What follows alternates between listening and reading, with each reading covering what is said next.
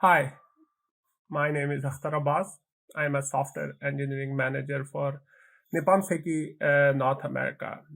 We are an automotive tier one suppliers to major OEMs across United States, North America, Europe, Japan, and the rest of the world.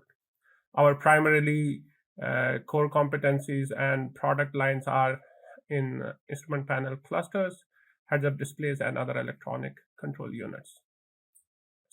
In last few years, we underwent a journey of transformation within the organization, especially for the software development processes. We transitioned from waterfall to agile, picked up a combination of agile, which was more waterfall than agile, and then finally adapted safe. And some of the things that I'm going to talk about will be the journey and the lessons that we learned during this process. One key partner in this journey has been and will continue to be is a Squore dashboard, not only because of the built-in functionality that it has in terms of quality indicators, but for all the other use cases we customize it for and has been very helpful in us determining the quality of our work products. I'll be talking about why did we choose this tool and what problems it helped us solve. What are the functionalities that it offered us and how did we use it? How it changed our development paradigm, in what cycle of the development processes that we used and how did we use it? Who were the beneficiaries of this process? Starting with the first question of why. The conventional waterfall methodology was almost like a supply line. One system team created design artifacts at one station, and they were reviewed by the software team. And after the feedback, the architecture and requirements would be used by the design team in the next phase for their own architecture and requirement analysis. And the code generated by them would be used by the next team in the next phase to their unit verification, integration, and qualification testing. And then finally, the work packages would reach the validation teams in the final phase. What it did was it converted the waterfall into a kind of a agile model where the teams were doing sprint planning and retrospectives. There was some parallel processing of the work, but still a lot of work was being done in a phase gate model. And somewhere before the release assessment, the teams will combine their work products and we will have a customer delivery quality gate at the end. The characteristics of this supply line model were that goods were created at and shipped at one station. They were received, inspected, and sent back at the other station. And there was a very little feedback loop between these two gates. The quality was kind of inspected at the end of the gate through a series of testings, audits, verifications, reviews, and escalations, mostly in series and not in parallel. This created a problem. The first problem was the feedback loop. If there was a requirement issue with the customer documentation, till the time the system was not built and the benches were not available, you could not know if the requirement is really correct or not. It took few months to 1 year. If there was a problem with the design, especially the hardware design, you couldn't test it unless you had the relevant cycle and equipment available, few weeks to few months. The software designs were relatively simple, but they themselves took few days to few weeks. The problems with the system test cases needed the review from the software team after the defect has been analyzed for the impact, and then somewhere the teams sit together and talk about it. The result was that the quality issues, especially the critical ones, took few days to few weeks. And all of this resulted in all the planning and replanning and prioritization meetings that were a big headache for everybody. The second problem due to the siloed structure was the communication issues and the quality management issues. Documentation needed a lot of time. The processes became very heavy because each setup had to explain what they did and what kind of issues they resolved to the next team. The quality was tested during the test phase, not at the development phase, which was a big flaw in the quality. The product essentially was released internally to a different team, externally to either manufacturing team or the customer with critical failures. The technical debt accumulation was very fast. Once testing began, there were so many defects that would pile in, but once the team started to burn them down, it would be a very slow and painful process. SAFe kind of helped us in this way. The SAFe is based upon the agile product delivery, and the hallmark of SAFe is customer centricity and design thinking. So you focus on the features that get delivered.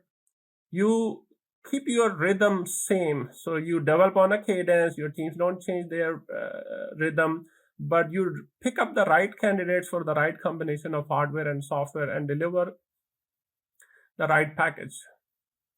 DevOps was a very important element where teams understood and worked in a collaborative way, and there was always a continuous exploration, continuous integration, and a continuous deployment loop providing feedback to each other.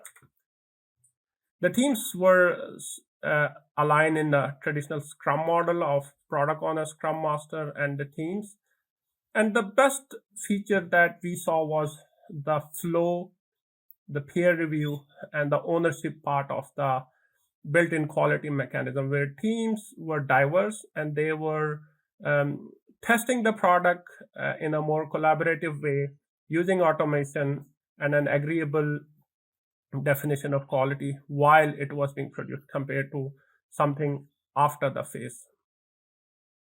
We followed a combination of Kanban boards for the feature and the defects delivery, but Scrum for the daily tasks.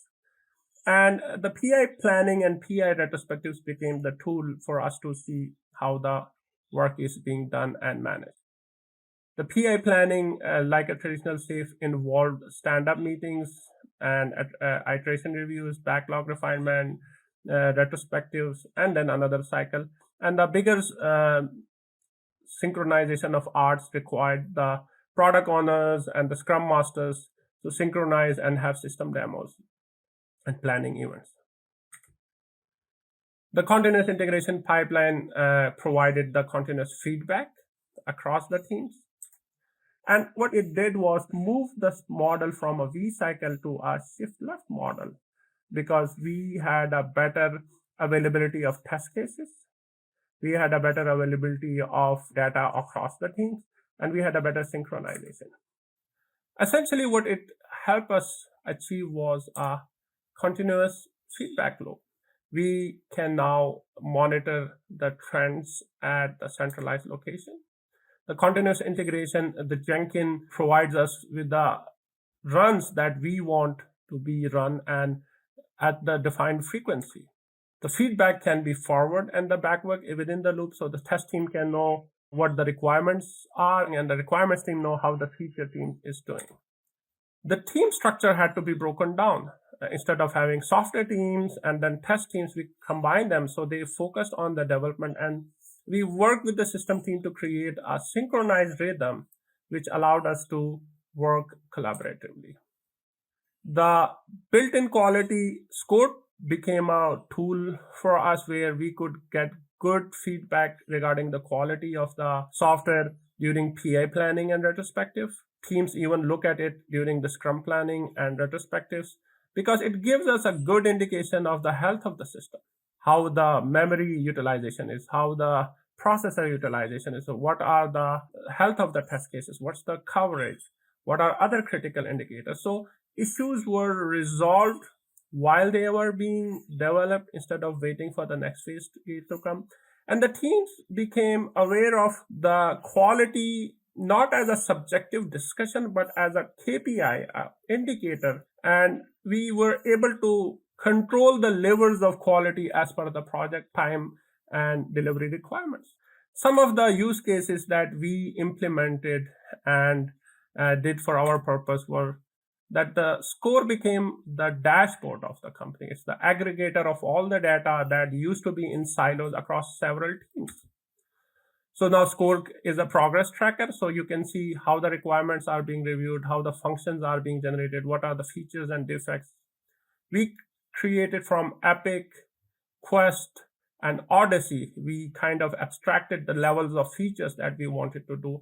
And Squore allowed us to see the delays and dependencies across these various progress trackers. Squore has some excellent built-in quality indicators that describe the reliability, maintainability, security, and efficiency of the software in very graphical and very visually appealing ways. Squore could be automated and updated with a Jenkins server on the frequency we needed for our processes. And Squore allowed us to create graphs, charts, trackers, and data with the kind of view that we wanted. Every data needs a different kind of visualization, and we use Squore's all visualization methods to our goals. And the views and the access controls are very customizable, so you can provide right kind of information to the right kind of user. So quality team might have a different view, management might have a different view, and the project management team might have a different view.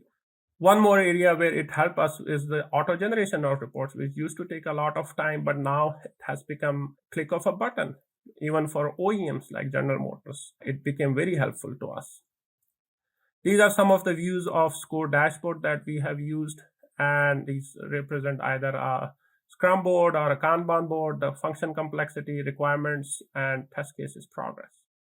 One of the fundamental changes that Squore and the SAFe needs to bring, which many companies are struggling, is the paradigm shift. The first paradigm shift is that the quality now does not need to be managed by personal supervision. You don't need to stand over somebody's shoulder and look what he or she is doing. Now you can look at an X-ray of the software quality that somebody is doing, which means that now you can utilize all your online tools in addition to the Microsoft team and others to do a better management. You can allow your team to work from home or hybrid structure. Our teams are still working from home or coming to offices as they need to be. And what it allows you to do is have really globalized teams. Like you can have resources from Bangalore, London, Tokyo, California, all working on the same project at the same time, collaboratively working together, just as if they were sitting on the same workstation. And what this allowed us to do was to focus on the best talent. Talent means the real skills in the software and design and test, instead of trying to have a management convenience of supplier management and weekly reports and monthly reports. Now you can have flexible contents based upon T&M across the globe. So you don't need to hand over your projects to somebody. You just pick the resources from them and they get managed by these globalized tools. There is even a thought of using independent software developers like Upwork or Fiverr, if you feel that. The second paradigm is in the 360-degree testing. Ideally, a system should be tested in different contexts because every context, every setup has its own eccentricities and its own nuances. And once a system is exposed to all these nuances, it's much more reliable. A better way to manage is that you have progressively complex test setups. The tier 2 might have smaller benches. The tier 1 might have more complex subsystem benches. And then tier OEMs can have higher quality system benches and maybe some testing also done on the vehicles used by customer or by the test engineers. This allows, first of all, you can share the test cases and tools across the IP. So you remove the duplication of test cases and test equipment. Secondly, because of the DevOps and continuous integration pipeline, all these test cases can be utilized, cross-utilized by the different teams, and necessitates the reduced cost in the tools and budget required for those tools and maintenance. And what it also allows you is to cross-pollinate the test cases. So a test case that is run on the system bench can generate some test cases that might improve can be run on the subsystem benches or even desktop benches. An ideal setup would be where tier 1 might have complex systems and benches, tier 2 might have a relatively simpler benches, and tier 3 might have smaller benches, and they all work together through this DevOps pipeline. And the teams are scalable, agile teams with truly distributed network. And Squore dashboard, that becomes the linchpin, that centralized point, which collects all this data and makes it visible, like the example of factory floor that we made. So you can look onto the floor and see what's happening truly at a global scale, not on a center-to-center scale. This made us change our tool strategy. We did a lot of investment in thinking about what tools work best with what combination of tools. And tool became a kind of a leverage point, not a D&D item. And it became important to understand how they fit into a bigger picture compared to just the individual use cases that each team had. The processes needed major revamp because the project management is no longer the same project management that we used to be. The configuration management needs to know the access controls, the branching strategy, and the promotion of each branch into a centralized trunk became important. The release management is now more of a KPI based on the quality indicator based as compared to the judgment and the individual feedback.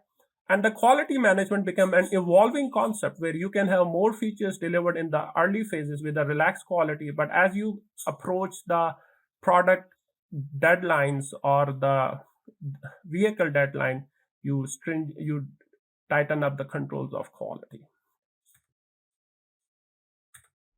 What part of development lifecycle Squore became useful? We defined several frequencies. Essentially, this was generated by the Jenkins. And there were hourly updates, there were nightly updates, and there were weekly updates, and some updates even came before the release. So the data, how frequently gets updated, depends upon when a user needs that data. The users of the tool were system team. They use it for planning their functionality or defects in the assembly line. The requirement progress, especially how much requirements have been reviewed and implemented, and some indicators of how the test cases can be reviewed and implemented. And it also gives a very good indication of the critical failures and critical system parameters and even process violations, which might be passive indicators of quality. The same is for the software teams, the requirements that have been developed or reviewed, the test cases that have been reviewed or developed, and the code check-in and tags and dependencies.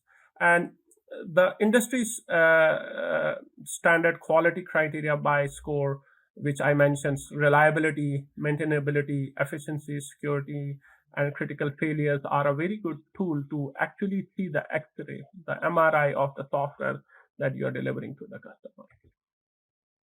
For management team, it was a big help, especially in the form of automated quality indicators. So now you can plan multiple quality gates during the development. You can even have a daily view of your project if you want, instead of waiting till the end, because you have now functions and features built in the dashboard. You can see critical defects. And our release management now use this quality criteria as a talking point compared to the review comments that we used to do. All of this resulted in better agility, so teams were able to fix showstoppers before they happen, and even if there was an issue, it was quickly turned around. The teams were more coordinated, there was a low leakage, the overall effort reduced significantly due to better coordination and management, and in some cases we saved 40 to 60% cost, and the delivery time for customer reduced 40 to 70%. Every weekend, a nightly run would make that software a release candidate should you decide to choose, compared to the few months cycle that we used to do in the past. It all created challenges too. The cost of tool ownership is a big problem. The licenses strategy needs to be really understood. Do you need seat licenses or floating licenses? Do you need global licenses or local licenses? Is it going to be an enterprise license, or is it going to be a cloud-based license? Not just for Squore, but for all other tools, because they become part of this strategy. Data needs to be sanitized. There has to be a good understanding of what data needs to flow from which source to which source and how it will be collated and how it will be displayed. The tool uses needs to be understood. Which tool is best for which purpose and how the use cases, how the teams intend to use that tool. And finally, the access controls and the security and other issues were a big challenge. And all of this requires some investment in process and technology. But the biggest investment comes in terms of the mindsets and the attitudes. Because safe, DevOps, Agile, Score, quality-based indicators, they all require a willingness and an understanding of the fundamentals behind the software development process, the meta of the engineering that we do. And only once you communicate and change the mindset properly, you can use these tools effectively. With this, I come to the end of my presentation. If you have any questions, I would be more than happy to answer.